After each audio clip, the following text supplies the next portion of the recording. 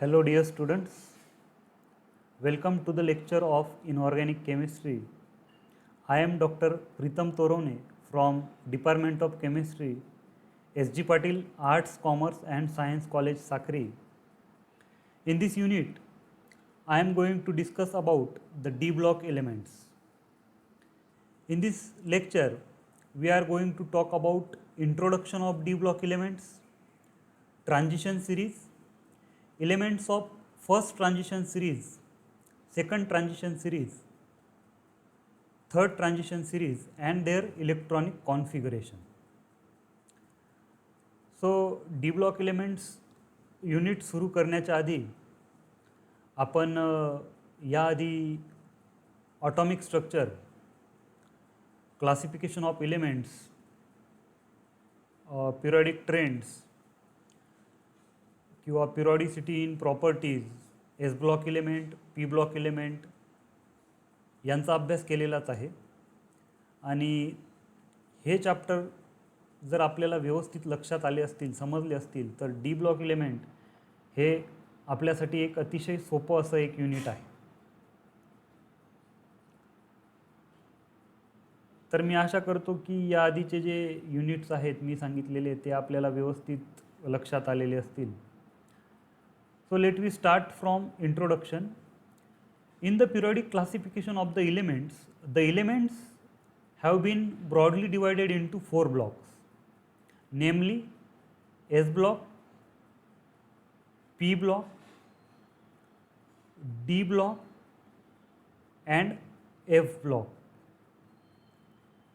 So the question arises in our mind that on the basis of what they are classified as S, P, D and F block. So the division is based on the type of atomic orbital which receives the last electron in the atom. Periodic टेबलमध्ये जे elements आहेत ज्यांना आपण मूलद्रव्य म्हणतो हे मुख्यतः 4 ब्लॉक्समध्ये डिवाइड केले गेलेले आहेत. S block, P block, D block आणि F block. This is the position of D block elements in the periodic table. तर आपल्या मनात प्रश्न निर्माण होतो की कोणत्या आधारावर हे एलिमेंट्सचं डिव्हिजन एस, पी, डी आणि एफ ब्लॉकमध्ये केलं गेलं आहे. तर एलिमेंटमध्ये लास्ट इलेक्ट्रॉन ज्या ॲटॉमिक ऑर्बिटलमध्ये एंटर होतो त्या आधारावर ह्या एलिमेंट्सचं डिव्हिजन एस, पी, डी आणि एफ ब्लॉकमध्ये केलं गेलं आहे. फॉर एक्झाम्पल लिथियम जो आहे, लिथियमचा ॲटॉमिक नंबर 3 आहे, म्हणजेच लिथियममध्ये 3 इलेक्ट्रॉन आहेत. आपल्याला लिथियमचं इलेक्ट्रॉनिक कॉन्फिगरेशन माहिती आहे, 1s2 2s1. म्हणजेच लास्ट जो इलेक्ट्रॉन आहे 3 नंबरचा इलेक्ट्रॉन, शेवटचा इलेक्ट्रॉन हा एस ऑर्बिटलमध्ये एंटर होतो आहे म्हणून लिथियम एस ब्लॉकमध्ये मोडतो. Similarly in case of boron, having atomic number 5, electronic configuration of boron is 1s2 2s2 2p1. so the last electron जो शेवटचा इलेक्ट्रॉन आहे हा सुद्धा या ठिकाणी पी ऑर्बिटलमध्ये एंटर होतोय.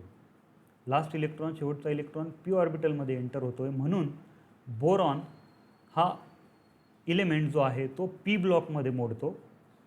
म्हणजेच हे जे डी ब्लॉक इलेमेंट्स आहेत या सर्व एलिमेंट्समध्ये लास्ट इलेक्ट्रॉन जो आहे यांचा हा डी ऑर्बिटलमध्ये एंटर होतो आहे आणि म्हणून हे डी ब्लॉकमध्ये मोडतात किंवा म्हणून यांना डी ब्लॉक एलिमेंट्स असं आपण म्हणू शकतो. मग यावरून आपल्याला डी ब्लॉक एलिमेंट्सची डेफिनेशन सांगता येईल. The elements in which the last electron enters the D orbital of the atom are known as D block elements. म्हणजे असे एलिमेंट्स की ज्यांच्यामध्ये शेवटचा इलेक्ट्रॉन हा डी ऑर्बिटलमध्ये एंटर होतो ॲटॉमच्या, अशा एलिमेंट्सला आपण डी ब्लॉक एलिमेंट्स असं म्हणू शकतो. The D block elements are also called as transition elements. परंतु डी ब्लॉक एलिमेंट आणि ट्रान्झिशन एलिमेंटची जी डेफिनेशन आहे यात थोडा फरक आहे.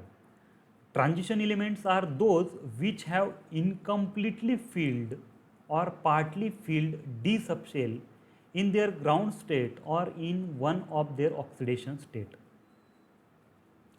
म्हणजेच ट्रान्झिशन इलिमेंट्स म्हणजे असे एलिमेंट्स की ज्यांच्या ग्राउंड स्टेटला किंवा इतर कुठल्याही ऑक्सिडेशन स्टेटला त्यांची डी सबशेल जी असेल ती इनकम्प्लिटली फील्ड असेल किंवा पार्टली फील्ड असेल तर असे एलिमेंट्स ट्रान्झिशन एलिमेंट्समध्ये असतात. However, the above definition of transition elements does not include the element of group 12, that is zinc, cadmium and mercury, because they do not have partly filled d subshell, they have completely filled d subshell. म्हणजे zinc, cadmium आणि mercury यांच्यामध्ये last electron जो आहे, शेवटचा electron जो आहे तो D ऑर्बिटलमध्ये enter होतोय, डी ऑर्बिटलमध्ये एंटर होतोय, म्हणून हे डी ब्लॉक एलिमेंट्स तर आहेतच, पण ट्रान्झिशन एलिमेंट्सची जी डेफिनेशन आहे त्यामध्ये आपण इनकम्प्लिटली फील्ड डी सबशेल म्हणतोय. डी झिरो जर असेल तर empty field, empty D subshell, D zero electronic configuration असेल तर एम्प्टी डी सबशेल असेल. डी 10 जर असेल तर कम्प्लिटली फील्ड, आपण इनकम्प्लिटली फील्ड म्हणतोय, म्हणजे असे एलिमेंट्स की ज्यांचं electronic configuration D1 to D9 असेल यामध्ये ट्रान्झिशन एलिमेंट्स मोडतील, परंतु इनकम्प्लिटली फील्डमध्ये हे झिंक, कॅडमियम आणि मर्क्युरी हे एलिमेंट्स मोडत नाहीत, कारण यांची जी डी सबशेल आहे ही कम्प्लिटली फील्ड आहे. हाउएव्हर, तरीसुद्धा being the end members of the 3 transition series, being the end members, हे एंड मेंबर्स आहेत झिंक, कॅडमियम आणि mercury, they are considered as transition elements because some of their chemical properties are similar to the other transition elements.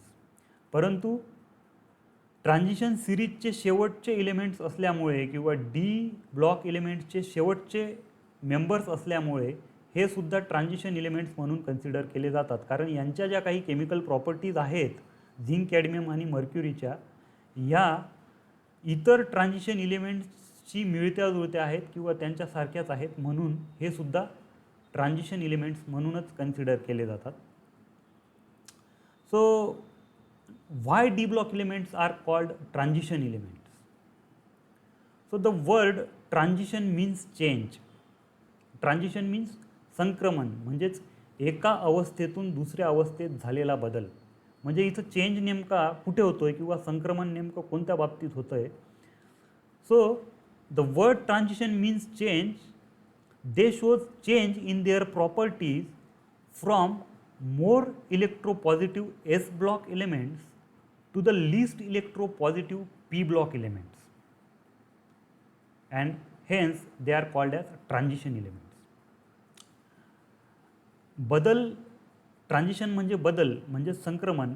तर या ठिकाणी बदल असा होतोय की आपण मोस्ट इलेक्ट्रोपॉझिटिव्ह, आपल्याला माहिती आहे पिरियडिक टेबलमध्ये आपण जसं जसं लेफ्ट हँड साईडकडून राईट हँड साईडकडे जातो तसं तसं इलेक्ट्रोपॉझिटिव्ह कॅरेक्टर जे आहे ते कमी होत जातं. इलेक्ट्रोपॉझिटिव्ह कॅरेक्टर असेल किंवा मेटॅलिक कॅरेक्टर असेल ते कमी होत जातं आणि इलेक्ट्रोनिगेटिव्हिटी जी आहे ती वाढत जाते. म्हणजेच आपण कुठे जातो आहे? मोर electropositive S block एलिमेंटकडून list electropositive किंवा मोर इलेक्ट्रोनिगेटिव्ह पी ब्लॉक एलिमेंटकडे आपण जातो आहे. आणि हा जो बदल होतो आहे, किंवा आपण असंही म्हणू शकतो आपण मेटल्सकडून नॉन मेटल्सकडे जातो आहे, आणि हा जो बदल होतो आहे, हे जे संक्रमण होतं आहे यालाच आपण ट्रान्झिशन म्हणतो. आणि म्हणून हा बदल जो आहे हा ह्या एलिमेंट्समध्ये होतो आहे, हा चेंज जो आहे हा ह्या एलिमेंट्समध्ये होतो आहे, डी ब्लॉक एलिमेंट्समध्ये होतो आहे, आणि म्हणून ह्या एलिमेंट्सला ट्रान्झिशन एलिमेंट्स असं सुद्धा म्हटलं जातं. So the general electronic configuration of D block element is n-1 D1 to 10 ns1 to 2. इथं n जो आहे, n म्हणजे main energy shell, -1 D1 to 10 म्हणजे D आपल्याला माहिती आहे, D जी सबशेल आहे तिच्यामध्ये 5 ऑर्बिटल असतात आणि 5 ऑर्बिटल म्हणजे आपण त्याच्यात 1 ते 10 इलेक्ट्रॉन फिल करू शकतो. n-1 main energy shell, n म्हणजे main energy shell, D1 to 10 1 ते 10 पर्यंत आपण इलेक्ट्रॉन डी सबशेलमध्ये फिल करतो, म्हणून n परत मेन एनर्जी शेल, आणि एस आपल्याला माहिती आहे एस सबशेलमध्ये आपण 1 ते 2च म्हणजे 2 पर्यंत इलेक्ट्रॉन फिल करू शकतो, म्हणून 1 to 10. Here n is equal to main energy shell where n-1 stands for inner shell and D orbitals may have, आपण जे आत्ता बोललो तेच. The D block elements are placed in between S block elements and P block elements. आपण पाहिलं आहे, this is the position of D block element. So the D block elements are placed in between S block element and P block element. So transition series, elements of first, second and third transition series